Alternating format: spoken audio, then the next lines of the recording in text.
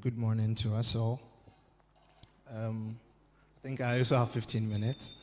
Sure, and I'll try to be snappy so that would remain in time. I think my brother Abdul did a great presentation. Thank you for that.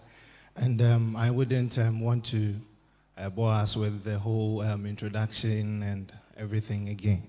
So we'll go ahead straight to the problem that is known.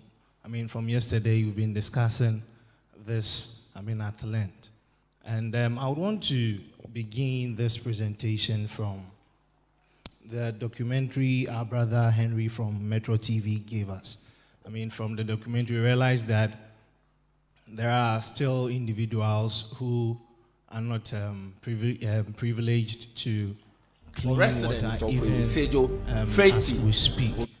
And we saw his videos. Thank you for that documentary as well. It shows that if MAP happens, then there is more we could achieve. So thank you for that video. So today I would want to just continue from where Abdul left. Please, if you could help me with the slides. I think you could take us to slide 5. Slide 5. I think that would do. Good. So Mr. Abdul, when he spoke, was asking if there are any scientific proofs as to whether we have reports on whether we have our waters contaminated or not. Well, I just wanted us to start from here so we could have some few reports on what has been done so far. So can you please proceed for me? So we see in our region, Ghana map, we see within the Upper East and then somewhere in the northern regions, we see a report coming from even Greater Accra. Yesterday when we left here, I was speaking to one of our professors, and then he was telling me that, emphatically he said, none of us can hide. Because from the reports of our journalists, we realized that none of them took their documentaries, even in Greater Accra, yet we find a report from our Ouija reservoir that there were some traces of heavy metals recorded. So, this is typical proof that none of us are safe in this country as far as this menace continues. Can we please proceed?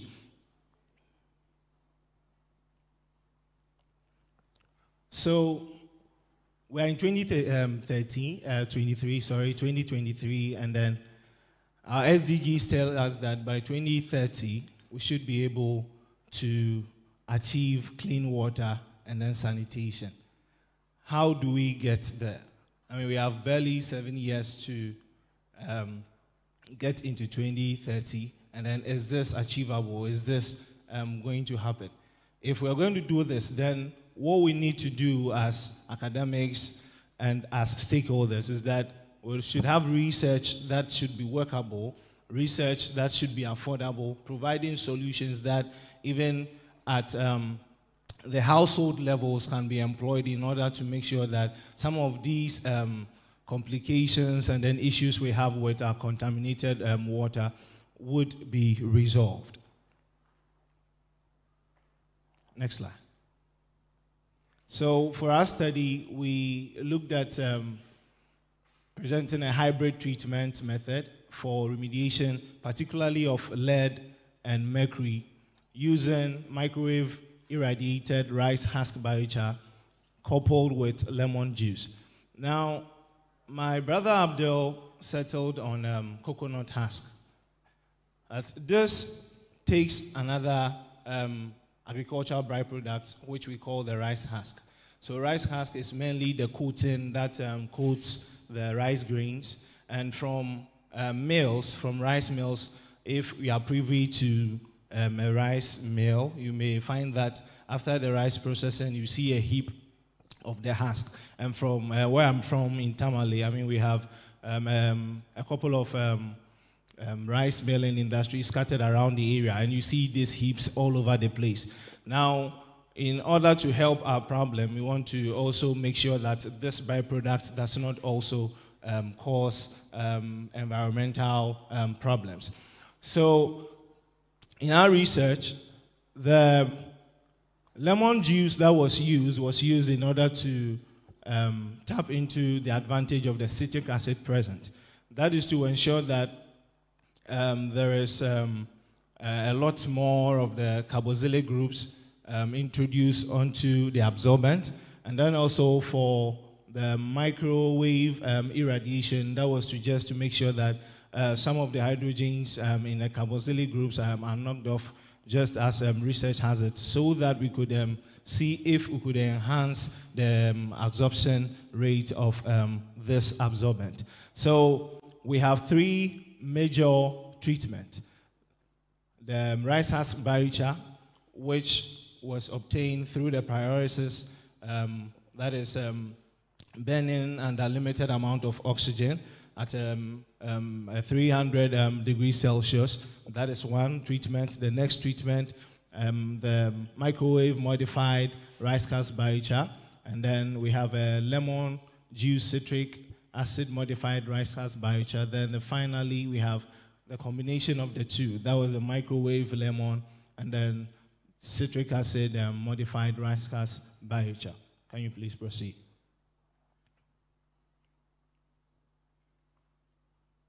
So the setup was done for a contact time of 24 hours. That means overnight, to see if we could have some result for this particular adsorbent. So slide 11, please. Now, what we are looking at is a table showing the absorption efficiencies of tested treatments in a mono system. Now, the experiment was done both in a mono system and then a binary system. So what it means in a mono system is that we had polluted water that contained only either the lead or the mercury. But in the binary system, we try to composite the two to see how effective the absorbent would be. Now, we see here that we have an initial concentration of 0.1 running through the whole experiment. Yesterday, we had, and then by the WHO, we should have about 0.01. That is a standard for mercury and lead. But we see that we went way above the standards to see if we could have some positive result. And as we can see from our table, the final concentrations and then the removal percentages. So I think the first table we're looking at was for the mono system, and this for the binary system. Now, the trend in this research was that we realized that the absorption of lead was quite lower as compared to the absorption of mercury. Now, in this research, pH played a very significant role, because just as we spiked deionized water, we realized that the pHs of these solutions were different. Now, lead was more acidic compared to the mercury solution by our research. So we see here from the figure on my left, the one labeled A, showing the pH that we had in the mono systems. So we have lead scattered around from 4.5 to 5.5 pH, whereas mercury going somewhere about 6.5 pH. So with that, we see that the absorption or the removal efficiencies also differs. And that was the trend throughout. So it was established that once we have pH decreasing, the absorption becomes a little inefficient. So biochar in its state, because it's basic, adds some bit of OH ions to the whole solution, pushes the pH ahead a bit from more acidic to a less acidic medium, and enhances some of these results that we are seeing. Next slide. Again, for the aqueous phase, since we had a combination of these two metals in there, the pH was around the same level, but then we still realized that there was more absorption of mercury than lead. Next. So we established the relationship between the aqueous phase pH and then the heavy metal absorption in the mono and the binary systems. Here we find that, like I said, pH now becomes directly proportional to the rate of absorption. So as seen in the two figures. Next slide. So in conclusion, the study observed high absorption efficiencies irrespective of the treatment used. However, in the mono system, we say that the rice husk biochar, untreated, unmodified, recorded the highest absorption for lead, and the microwave modified rice husk biochar recorded the highest for mercury.